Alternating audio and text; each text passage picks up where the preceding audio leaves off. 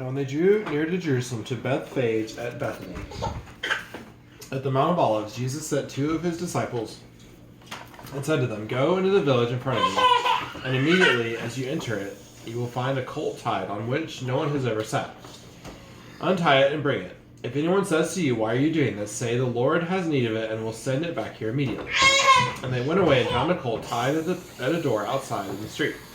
And they untied it, and some of those standing there said to them, "What are you doing untying the colt?" And they told them what Jesus had said, and they let them go.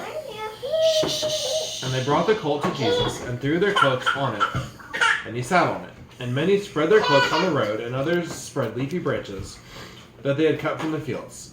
And those who went before and those who followed were shouting, "Hosanna! Blessed is he who comes in the name of the Lord.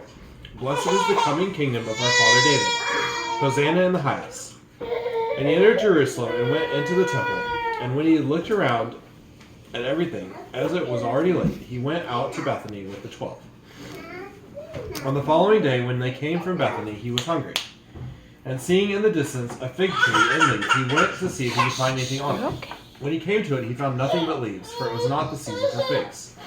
And he said to it, "May no one ever eat fruit from you again." And his disciples heard it.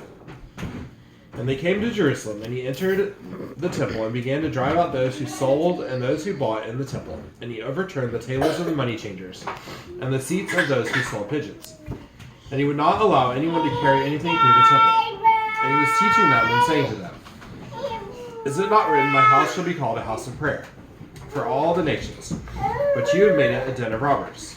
And the chief priests and scribes heard it, and were seeking a way to destroy him, for they feared him, because all the crowd was astonished at his teaching. And when evening came, they went out of the city.